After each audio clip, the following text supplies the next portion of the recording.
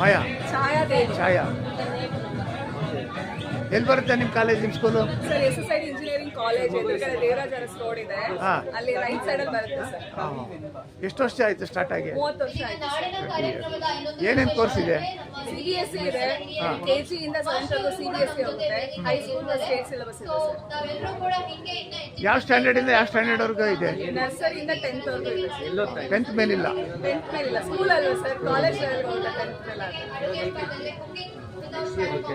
ನರ್ಸರಿಗೆ ಎಷ್ಟು ಜನ ಸ್ಟ್ರೆಂತ್ ಇದೆ ಸರ್? ಮಿನಿಮಮ್ ಸ್ಟ್ರೆಂತ್ ನೋಡ್ತೀವಿ ನಾವು, ಮಕ್ಕಳಿಗೆ 1-to-1 ಅಟೆನ್ಷನ್ ಕೊಡೋದಕ್ಕೋಸ್ಕರ ಮಿನಿಮಮ್ ನೋಡ್ತೀವಿ.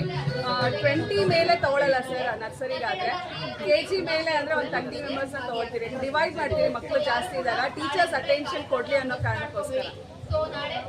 ಸ್ಟಾಲ್ ಹಾಕಿರೋ ಉದ್ದೇಶ ಸರ್, ನಮ್ಮ ಸ್ಕೂಲ್ ಬಗ್ಗೆ ಎಲ್ಲರಿಗೂ ತಿಳಿಲಿ ಅಂತ. 30 ವರ್ಷ ಆಗಿದೆ ನಮ್ಮ ಸ್ಕೂಲಲ್ಲಿ ಯಾವ ಥರ ನಾವು ಇನ್ಕ್ಲೂಡ್ ಟೆಕ್ನಿಕಲಿ ನಾವು ಯಾವ ಥರ ಯೂಸ್ ಮಾಡ್ತಿದ್ರಿ, ಅಂದರೆ ಪ್ರಾಕ್ಟಿಕಲ್ ಮೆಥಡ್ ಇದೆ, ಮಕ್ಕಳು ಇಂಡಿಪೆಂಡೆಂಟ್ ಆಗಲಿ ಅನ್ನೋ ಕಾರಣಕ್ಕೋಸ್ಕರ ನಾವು ಯಾವ್ಯಾವ ರೀತಿ ಮೆಥಡ್ ಯೂಸ್ ಮಾಡ್ತಿದ್ರಿ ಅನ್ನೋದು ಒಂದು ಕಾರಣ.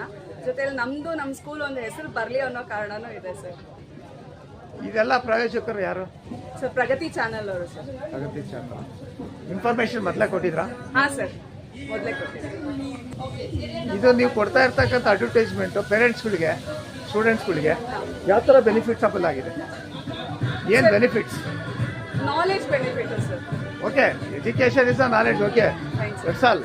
ಬಟ್ ಈ ಥರ ನೀವು ಪ್ರದರ್ಶನ ಕೊಡ್ತಾ ಇರೋದ್ರಿಂದ how types of help in parents? Okay sir, ಈಗ ಕೆಲವು ಸ್ಕೂಲ್ಸ್ ಇದ್ದಾವೆ, ಮನಿ ಮೈಂಡೆಡ್ ಅಲ್ಲಿ ಸ್ಕೂಲ್ಸ್ ನಡೀತಿದೆ, ನಾವು ಅದು ನೋಡ್ತಾ ಇದ್ದೀವಿ. ಎಷ್ಟೋ ಸ್ಕೂಲ್ಗಳು ದುಡ್ಡು ಮೇಲೆ ಅವಲಂಬಿತ ಇದೆ, ನಮ್ಮಲ್ಲಿ ಆ ದುಡ್ಡು ಇಲ್ಲ, ರೀಸನಬಲ್ ಅಲ್ಲಿ ಇದೆ. ಪೇರೆಂಟ್ಸ್ ಮಿಡಲ್ ಕ್ಲಾಸ್ ಫ್ಯಾಮಿಲಿಗೆ ಅಫೋರ್ಡಬಲ್ ಆಗಿದೆ. ಸೊ ಯಾವುದೇ ಆಗಲಿ, ಯಾವ ಸ್ಕೂಲ್ ಆಗಲಿ, ಕಾಲೇಜ್ ಬಂದು ನೋಡಿದ್ರೆ ಅವ್ರಿಗೂ ಒಂದು ಗೊತ್ತಾಗುತ್ತೆ sir. Okay, thank you very much. Thank you.